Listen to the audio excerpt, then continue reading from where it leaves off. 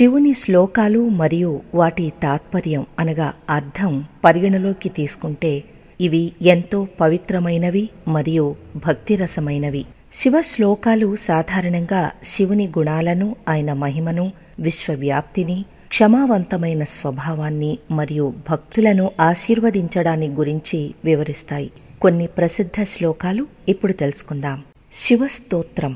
ఓం త్ర్యంబకం యజామహే సుగంధిం పుష్టివర్ధనం ఊర్వారుకమివ బంధనాన్ మృత్యోర్ముక్షీయమామృతాత్. తాత్పర్యం: ఈ శ్లోకంలో భక్తుడు శివుని లింగరూపాన్ని ఆరాధించి యథార్థానుసారం మృత్యువును అధిగమించి తద్వారా ఆత్మానందాన్ని పొందాలన్న ఆశయాన్ని వ్యక్తం చేస్తుంది.